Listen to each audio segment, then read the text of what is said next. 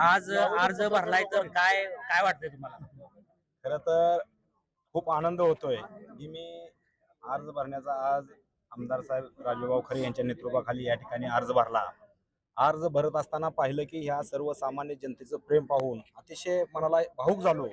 कारण का तर इतके लोकांमध्ये प्रतिसाद, इतकी उत्सुकता होती की भयानक जवळजवळ 200 ते 250 गाड्याचा ताफा, जवळजवळ 300 ते 400 मोटरसायकली, अशी भयानक मोठी रॅली काढून या ठिकाणी आम्ही शक्ती प्रदर्शनामध्ये अर्ज भरला.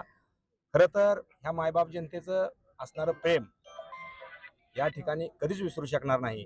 खरं तर ह्या जनतेला मायबाप जनतेला मी साथ घालतोय की मला या झेडपी गट असेल किंवा तालुका असेल, ह्या तालुक्याचा किंवा या झेडपी गटाचा विकास करण्याची एक संधी मिळावी, ही साथ मी ह्या ठिकाणी माझ्या झेडपी गटातील माझ्या मतदार बंधू भगिनीला व माझ्या माता भगिनीला घालतो. विधानसभेला आपल्या सोबत असणारे मानाजी बापू आपल्या सोबत आता राहणार का?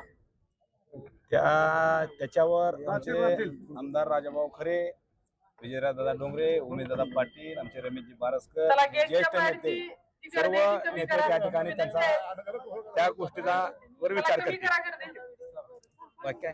आणि आता तुमच्या ह्या रॅलीमध्ये एक जनसमुदाय पण होता, पण त्या ठिकाणी आमदार देखील तुमच्या सोबत होते. आमदारांचं प्रेम आमच्यावर आहे. कार्यकर्त्याला ताकद देणारा आमदार या मोहोळ तालुक्यात पहिल्यांदा बघतोय. एक हिरी फोडणाऱ्या पोरासाठी आमदार या ठिकाणी अर्ज भरण्यासाठी येतोय. ह्याच्या एवढं आम्हाला आनंद काय आहे, माझ्या सर्वसामान्य जनतेला आनंद काय आहे.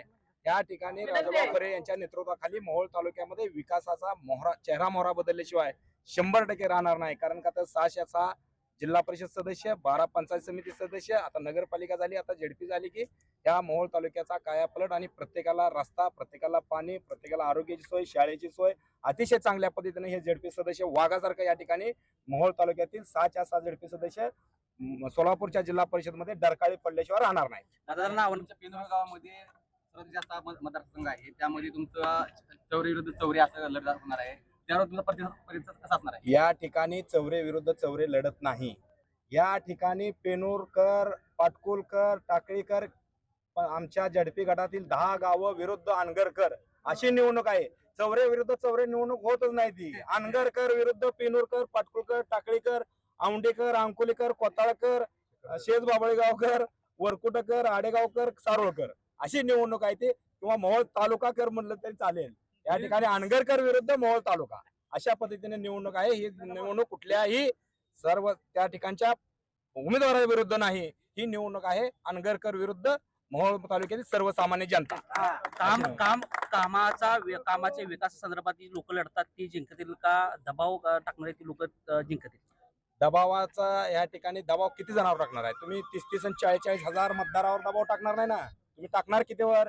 एखाद्याला पैसे देताल, एखाद्याला रिव्हॉल्वर लावचाल काय? तुम्ही 40,000 लोकांना गोळ्या घालणार आहे? दबाव चालत नाही. आणि आमच्या आणि विशेष करता शिवसेनेला दबाव टाकणारा मायचालाल जन्माला यायचा आहे. तिथं एकनाथजी शिंदे साहेब दाढीवाले त्या ठिकाणी बसलेत, महाराष्ट्राचे उपमुख्यमंत्री भरत शेठ गोगावले तिकडे आहेत, उदय सामंत साहेब आहेत, अतिशय या ठिकाणी प्रतापजी सरनाईक साहेब आहेत. आमदार इथं इकडं ह्याचा आपला लोणावळ्याचा खाली घाट सुद्धा उतरू देत नाहीत असं आमदार साहेबांनी 10 वेळा सांगितलंय. आणि ह्या ठिकाणी आमदार साहेबांना असताना आमच्या बरोबर आम्हाला कोण त्या ठिकाणी दबाव टाकणार आहे? 2019ला त्या ठिकाणी विधानसभेला मी तालुका प्रमुख असताना अनगर व अनगर बारावाड्यात जाऊन 15 दिवस प्रचार केला. त्यावेळेस बरीचशीच मंडळी यात नव्हती. त्या ठिकाणी तालुका प्रमुख झाल्या पहिल्यांदा खंडोबाच्या वाडीत शाखा ओपन करण्याचं काम ह्या चरणराज चौरेने केलं. हे सर्वसामान्य गोरगरीब जनता घेऊन, माझे शिवसैनिक घेऊन त्या ठिकाणी आपण शाखा ओपन केली. आम्हाला कशाची सुद्धा भीती नाही. कधी तर मारायचं आहे, काचत जर ठुलं तर मारणारच आहे. काचत कुजून मारण्यापेक्षा लढून मरू म्हणून आम्ही मैदानात आहे. आणि आम्हाला मारण्याची भीती नाही. असं बी मेलेतीच ना, कसं प्रत्येक जणांना मरण आहेच ना.